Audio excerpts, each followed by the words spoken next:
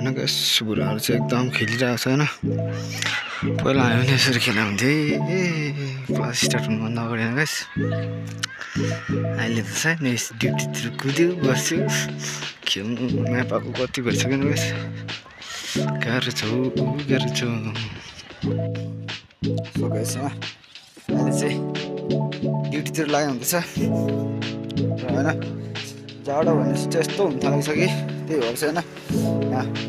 मेरो इन्स्टिट्युटको ज्याकेटको भित्र चाहिँ मैले ड्युटी लगाएको छ हैन बिहान त त्यति साह्रो जाडो नहुँदैन किनकि 8 बजी मात्रै हिँड्नु हुन्छ नि त्यही 9 बजी ड्युटी हो त्यही भएर बेलुका आउँदा चाहिँ ल्याक भएर मर्नु गएछ बे त्यही भएर चाहिँ हैन गाइस ड्युटी लगाएर ट्याक्कै गइँदैछ फाइनली अहिले चाहिँ नि हस्पिटलको छेउमा आइपुगेको छ यहाँ चाहिँ हैन बस रोक्छ हैन सिटी बस के भएको मलाई बिहान त्यस्तो बुढी दिन्छ कि गाइस र अहिले पनि यस्तो बुढी दिइरहेको छ कि छिर्नु आँटिरहेको छ अनि बस पनि आउँदैन त तर यहाँ साह्रो पऱ्यो होला हैन गाइस मर्नु आँट्यो त अब म त शान्ति भएर यसो टोइलेट बसेर निक्लेको अब म त शान्ति अहिले चाहिँ हैन उता पोइन्ट गयो हुँदैछ गाइस हैन for the first time guys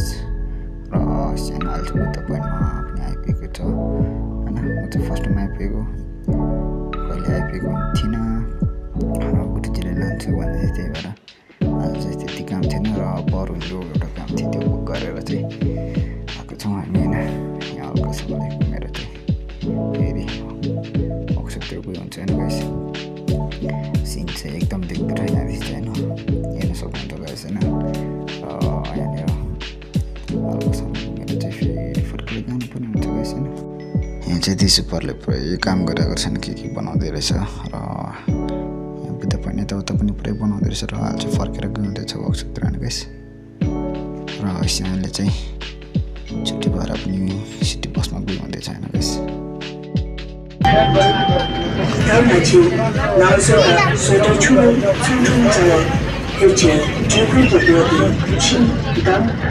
so आजको ब्लग चाहिँ यतिमै सकिन्छ गाइस नेक्स्ट ब्लगमा भेटौँ गाइस अब हैन